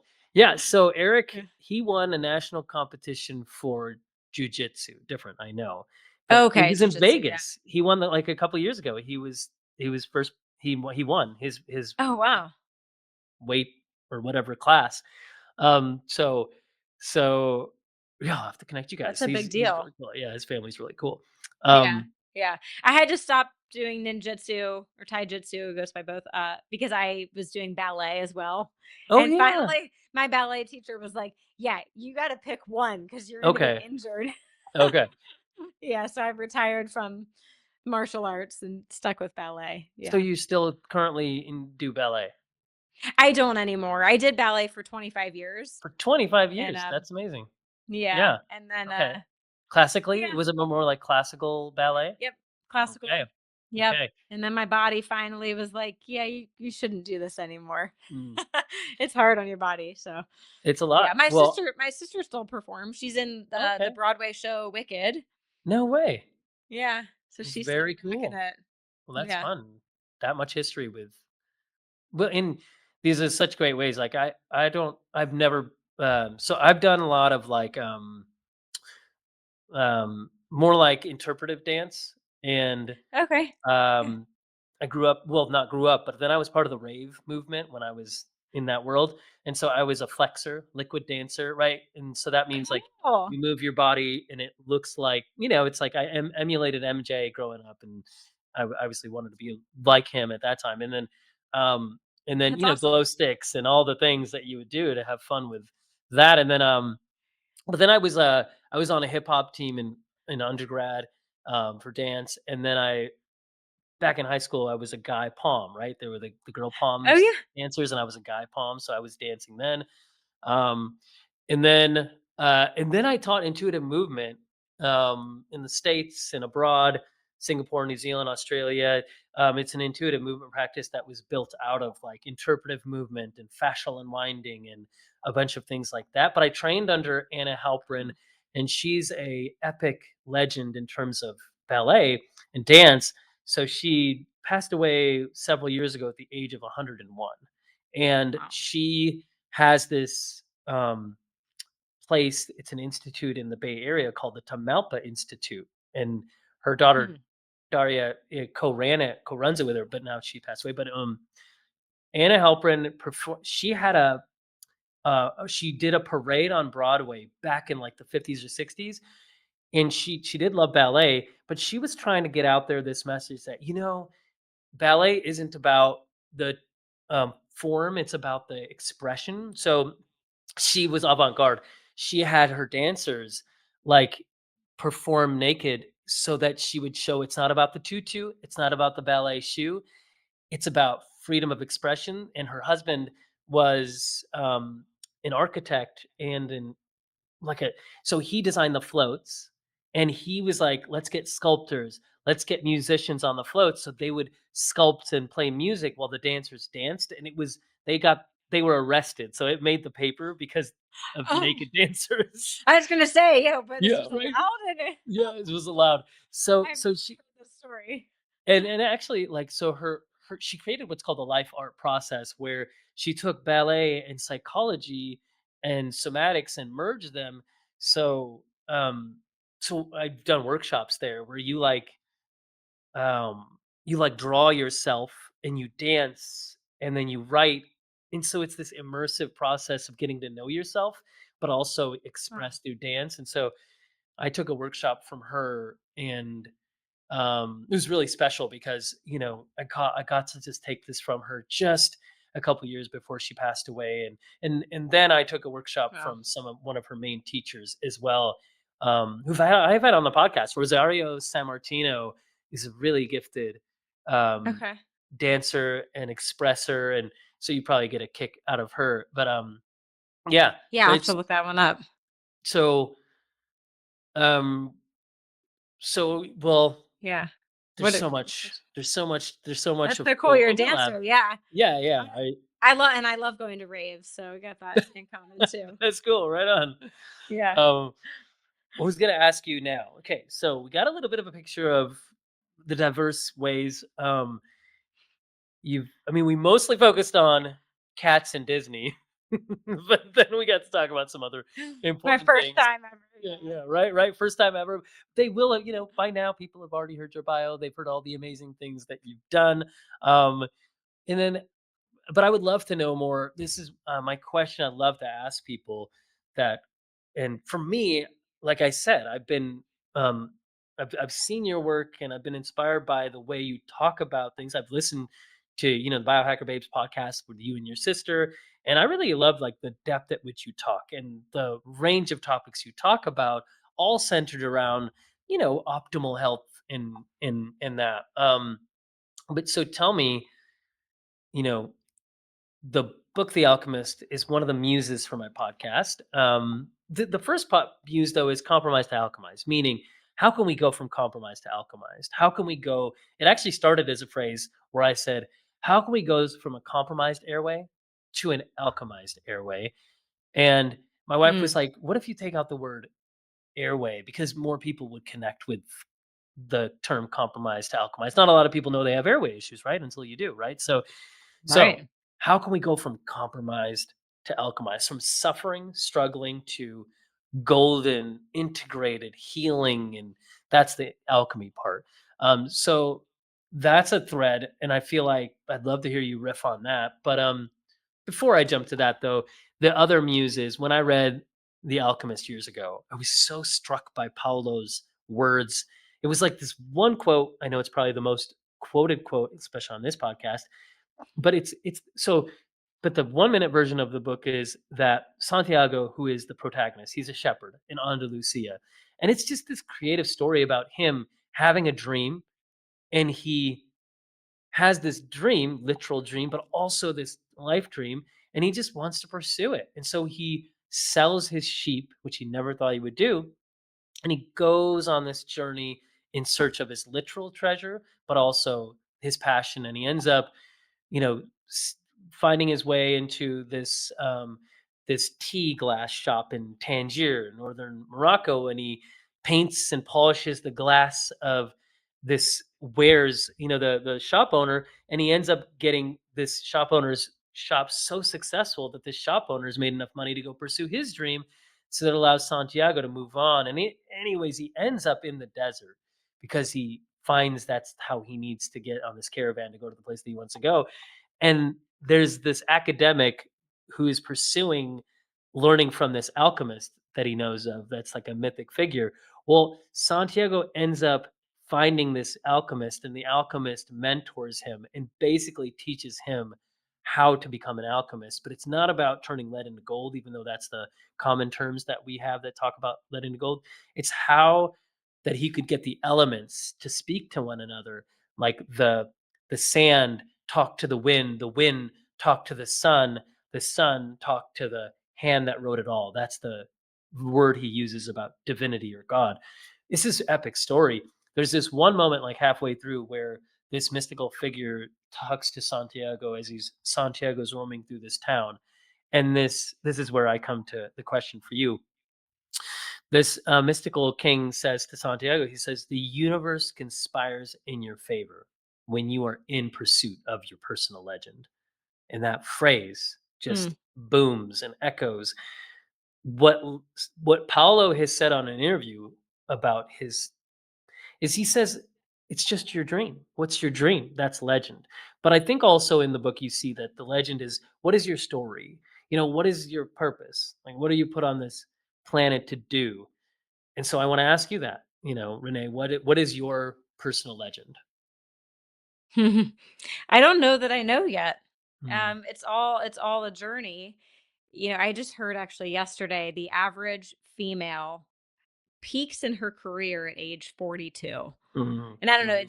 is that peak as in that she finally figures out what she wants to do and carries on, or is it downhill from there? I don't know. I'm 39, so I have Yeah, more years to figure that out. But yeah, I know that I'm here to help people get healthier. I mean, I mhm, could put it as simple as that. yeah, I grew up in a really health conscious household, obviously, with my parents being in the space. But, I went off to college and forgot everything they taught me about health. And I started drinking beer and eating pizza, not sleeping, working full time, going to school full time, got very sick, mhm, completely burned out. I was diagnosed with chronic fatigue syndrome. No doctors could figure out what was wrong. They said, you just need to sleep more. I knew that wasn't the solution. I was mhm, sleeping 13 hours a night. I knew that sleeping more wasn't the answer. And so the biohacker in me said, there has to be more to this. The human body is very complex, we know. yeah, And that led me down this journey of looking at so many things: sleep optimization, circadian rhythm. I was dealing with hypoglycemia, poor blood sugar, unbelievably stressed, HPA axis dysfunction, Epstein Barr reactivation, heavy metal toxicity. I mean, the universe was showing me all of these things. mhm, And as much as it sucked to go through that, there has been a beautiful lesson in, I think I'm here to help others not have to mhm, struggle the way that I struggled. So I take in as much information as I can, I analyze it, and I try and spit it back to the world in ways that people can understand and ways that people can take it into their lives so that they can feel optimal and healthy every day. And I think a big misconception, we're seeing it move away from this, but this like over optimization and biohack and how many healthy habits can you check off on your to-do list today? It's mhm, moving away from that to what's the minimal effective dose of all these healthy things I can do so that I can live my life and live out my purpose and whatever that mhm, is for that person, right? We shouldn't spend our whole day just trying to be healthy.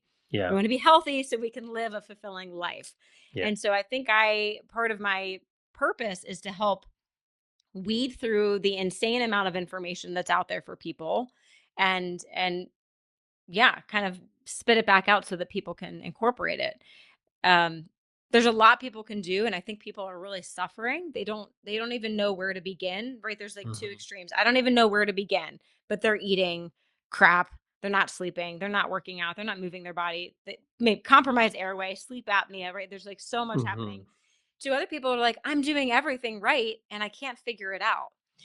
And there's answers for both sides of that spectrum. And so a lot of what I've been through, I also, was diagnosed with moderate sleep apnea. And so I've learned a lot about that world. And I feel like I'm here to help others. Yeah. And I'm very fortunate that I have the time and resources to learn as much as I can about the human body. And the podcast has been a great way for me to give back free information to the world.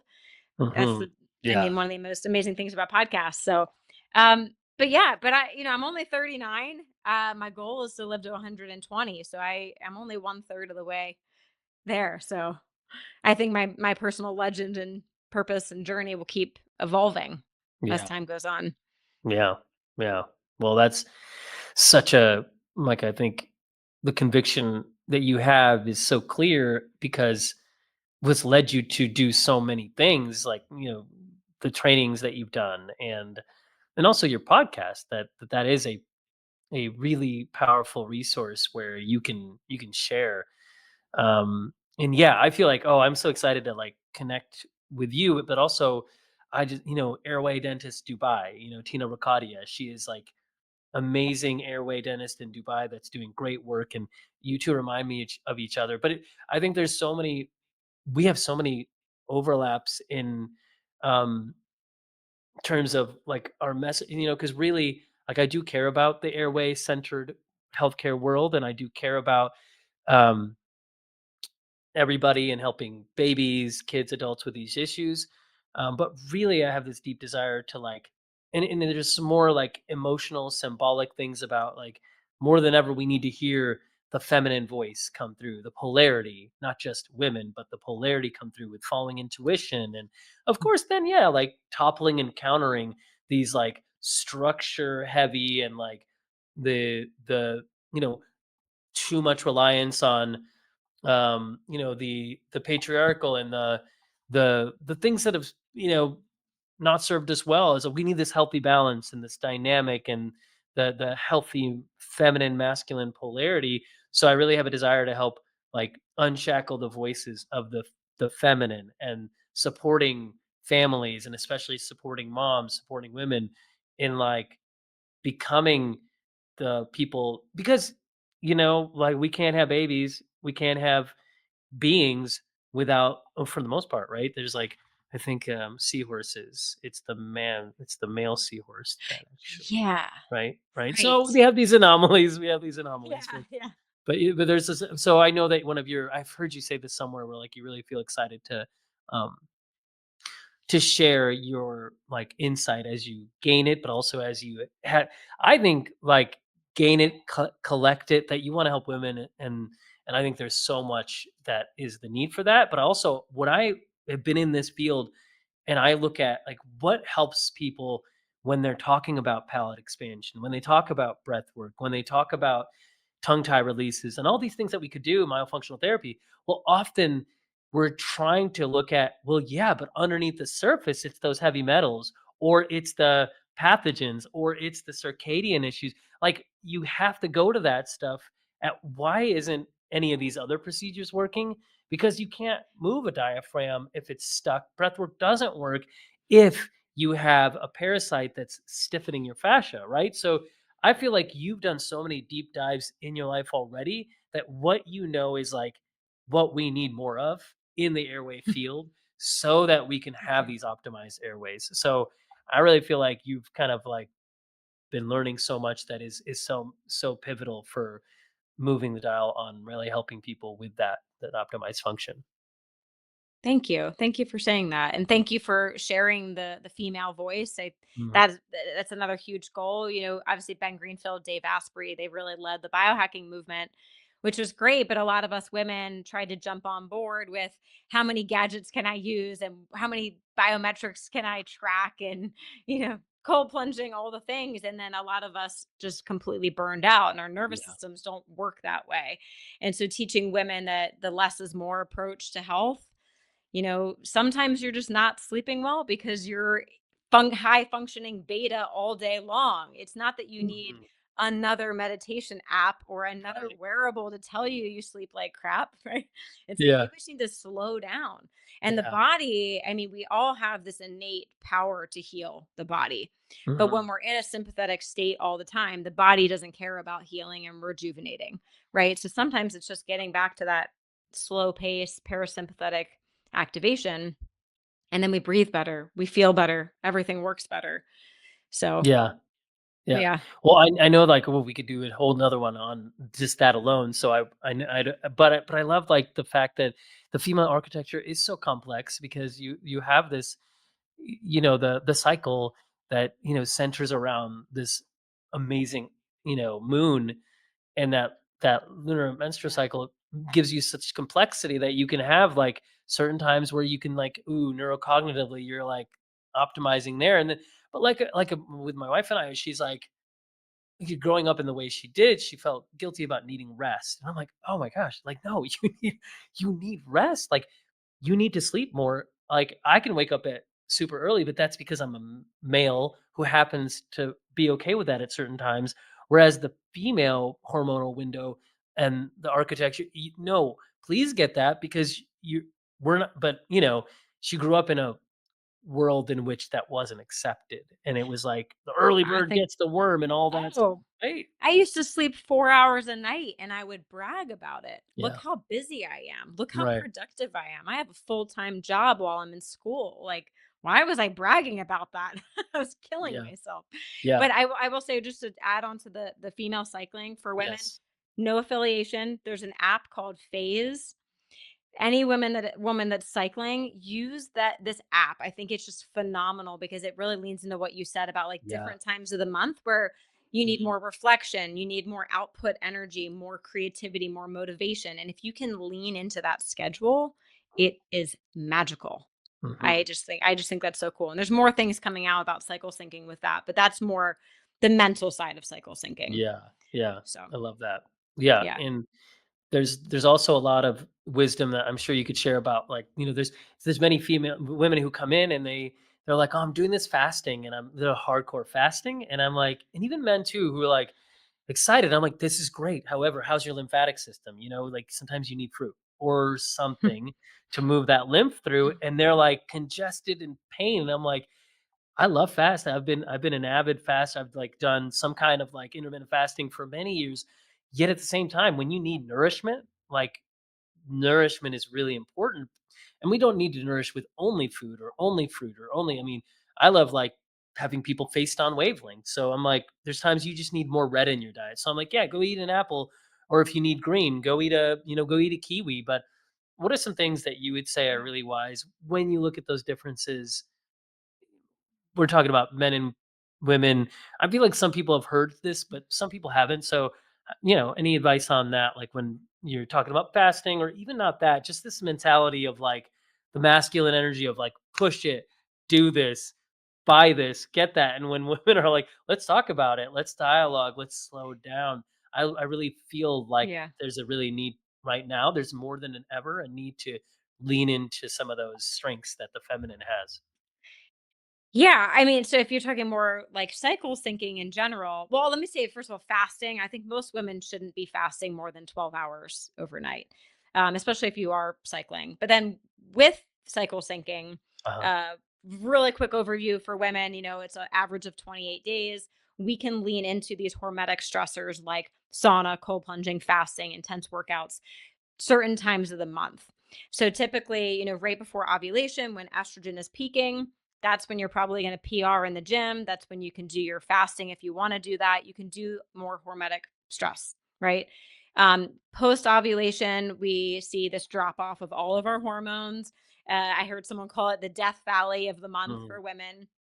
The 3 days post ovulation, if you just don't really feel like pushing through, don't push through. Listen to your body. And let me also say that all of this is really intuitive. If for women, if Mhm. you just cut out the noise and sit in silence, your body is telling you how to cycle sync. But Mhm. if you're not quite there yet, you can use apps to see on the map of where you are. So then you have Death Valley, but then you also have this rise in hormones, right? Progesterone comes up. We need some more carbs. Maybe we can work out a little bit harder. But then we go into the end of our luteal phase, that last week before our period starts. And again, we got to slow down. You got to sleep probably about 30 minutes more, I find, in that late luteal phase that you need. So more sleep, less intense workouts, no fasting, more carbs. This is when you're typically craving the chocolate that women always talk about. It's Hmm. not that you really need chocolate, it's probably you just need more carbs, right? Mm. During that Mhm. time of the cycle. And then you go and you start your day one of your cycle, your first day of bleeding, your period. And the first couple of days you want to take it easy and really listen to your body. But if you can ebb and flow with the natural hormonal fluctuations, you're going to feel better and you're going to see better results. Because I'm telling you, if you push through that intense workout on day 27 of your cycle, when you're tired and burned out, you're Mhm. not really going to get the gains from that workout. You would have been better off just going and doing a yoga class or something versus that, pre-ovulatory phase. Yeah, go to that CrossFit workout. Go do whatever, like crush it. You're going to see more gains that way. You're going to feel better mentally. Um I have a whole guide on cycle syncing if anyone wants to connect, I Yeah. can share it. But yeah, Great. lots to Okay. unpack. I know we could talk for hours about that, but it's Yeah. No, it's and our superpower. It's really our the superpower. well, okay, let's maybe have you back on for talking even more about that. But I want to make sure people can find. Obviously, we're gonna have in the show notes. People can find your podcast, your website, and a link to that. And so yeah, I'm gonna ask you one more question about personal Okay. legend. But since we're Okay. already talking about the other things, yeah, just for those people who want to know, like, would they just go to your website to get that guide that you were just talking about? They could reach out on Instagram, Okay, biohacker_babes, and I can great. send the link for it. Yeah. Perfect. Okay, awesome. Okay, and then we'll have like officially like where um you can let people know about how they can track with you, follow you. But personal legend has a second part to it. I took the liberty of creativity upon myself to like think about personal legend like a legend on a map. And you have this legend on a map, which we used to get out the Rand McNally like map when we were going places. So my dad would look at it, this thing take over the whole front of the car, and I'd be looking at, oh yeah, we got to get from there to there, and before MapQuest and all that, right? So um, the legend on a map is like that key that shows you the distance, relative to how do you go from one place to the other, or kind of like symbols like there's water there or trees, just the landmarks. If the legend is like a key, and you have a legend that helps you navigate your purpose. I mean, to go from check training to like, group fitness instructor, Zyto technology to, Nava Health, all the things that you've done, like how I'm talking about that and your trainings, but I'm more talking about like so far you've done a lot in your 39 years. So I've tried a lot. what's like what's steered you on this map of your life and pursuing these things that you could say are part of your legend, or at least they have been part of it, as you're like helping people heal and all of that. Are there practices that you have? Are there signposts, goalposts that you can look at? Like, what's been your legend? What's been a key for you in like pursuing all those things? I think just not being afraid to try new things. I think it's almost been trial and error for me. My friends joke that I've had more jobs than anyone they have ever known. I think I really wanted to figure out what I wanted to do. And I mean, I've been a coffee barista, I've been a bartender, I've worked in musical theater, I've performed professionally. I've obviously done nutrition coaching for 15 years. I think I've had like 30 jobs, and it was just, yeah, trial and error of how does this feel? How does this feel in my body? And I think also having an intuitive practice. Now Hmm. I can see it as when your nervous system or when my nervous system feels regulated, that's when I'm in alignment with my purpose and I'm Hmm. following the legend. When I can wake up and be excited about what I'm going to do today, that's in alignment. If I'm waking up and I need 3 cups of coffee to do that thing, it's probably not. That's the legend saying that's not where I'm meant to be. um yeah, where I feel at ease. And I've just tried so many different things, and I start talking about health and my whole body lights up. I'm Mm. like, this is Okay. this is what I'm meant to be, and I've questioned, should I be a Disney vacation planner? I don't know, Right. Um, maybe if there was no longer a need for health optimization, yes, that could be another thing. And I also think there's not just one purpose for everyone, right? Like I think we can be here for multiple purposes. We can help Yes. people in different realms, and um, also, I think you can have a hobby that's not also a career. I think some Totally. people think, "Oh, I love this. That means I got to do it for a living." No, you can just do it for fun. That's going to Disney for me. But yeah, I think it's kind of tying into like, where does my nervous system feel like it's thriving, and anything in the Mhm. health world. I go to biohacking events, and I just get so Mhm. fired up and excited. And when someone randomly at a dinner party asks me about cycle syncing, I get pretty excited. I think following the excitement, finding Yeah. yeah, that's Okay. legend. I love that. And that's like, yeah, so following excitements, oh, you just you named a few things that are like really cool. Like how would somebody, because I know you mentioned like integrating, being regulated in your nervous system, like following your passion and excitement. These are ways that you kind of, these are ways, right? So maybe like so, but I was gonna say here, because I'm kind of losing one of the threads that I had there. But I think when you were talking about your top three of like preparing for Disney, I'm like, oh yeah, because hydrating. Let's just say hydrating. You covered that pretty solidly, and then we had sleep. I feel like you covered that so well. But you mentioned something about like, yeah, like when you're talking about like walking, and I'm like, oh yeah, get that toe splay.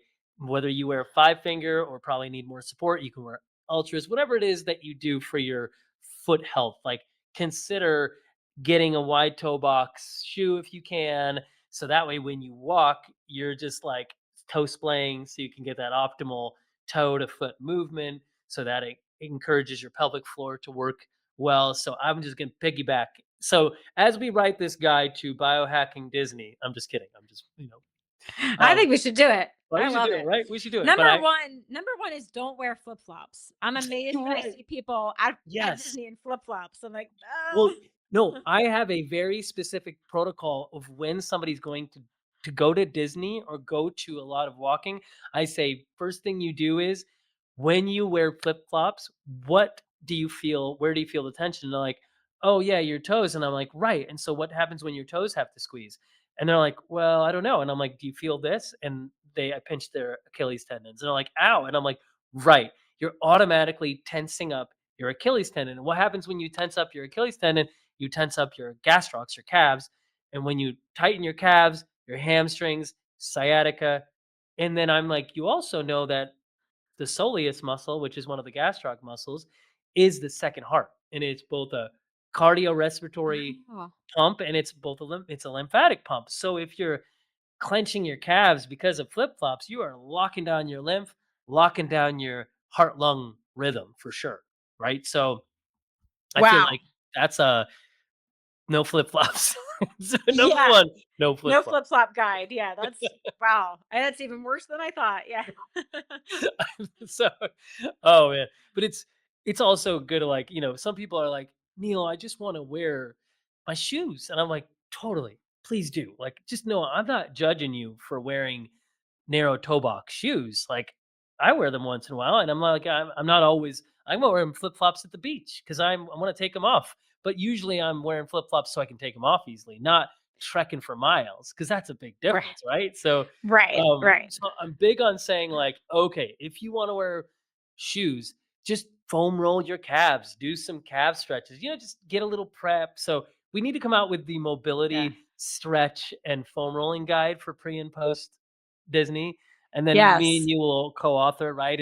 And then you will be a Disney related expert, right? Because it could be a Yeah. passion and a part of your work. So, anyways, I love that. right, Yeah. tongue in cheek. I don't know how many health conscious people are going to Disney, but we can find them. We'll start that movement too, right? So, Yeah.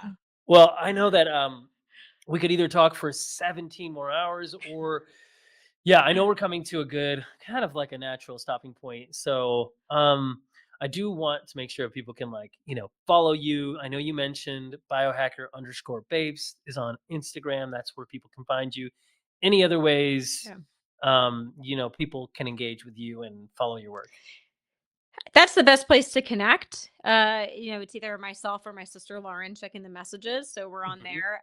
Website reneebelz.com or the biohackerbabes.com if people just want to learn more about what we're up to. And yeah, pretty simple. Yeah. Yeah. Very cool. Well, I had so much fun talking. I feel like, oh my gosh, Me too. it was so cool to hear about um, the span of your interests from Disney to talking about Flat Stanley. Now you're gonna have to ask your dad about that. And so Yes, that's on my give me the to-do list update. Give tomorrow. me the update. I can't Yeah. wait to hear the update about the breakdown of Flat Stanley, because I'm like, your dad probably knows it a lot more than I do. So I'm like, I might need to hear from him on like what lessons has Flat Stanley taught him about life. I feel like there's a lot there. Yeah. Yeah. Stay Live tuned. I'll get 3D, back to not you on 2D. that. So yeah. Yeah. Oh, Well, thanks for being on. absolutely. It's been such a pleasure. I have had so much fun, and yeah, I just can't wait to see what people engage with when they get to listen to this. Yeah, well, thanks for having me. Thanks for asking fun questions. I've never had the opportunity to talk about my love for Disney and cats on a podcast, so this has been a lot of fun. Thank you. Yeah. Well, special thanks. I think I would have already asked you a little bit about it, but I felt so much more liberty and license to have your friend and mutual friend Molly say, ask her about these things. So That's I feel like great. that was Thanks, Molly. yeah, right Thanks, on. Molly. All right. Well, yeah, it's thanks for tuning in. You anybody listening, watching, you Renee Belz Belz. That's her name. So find her, follow her stuff, and just tell us what you think. And I can't wait to hear what people think about this episode when you get to listen to it.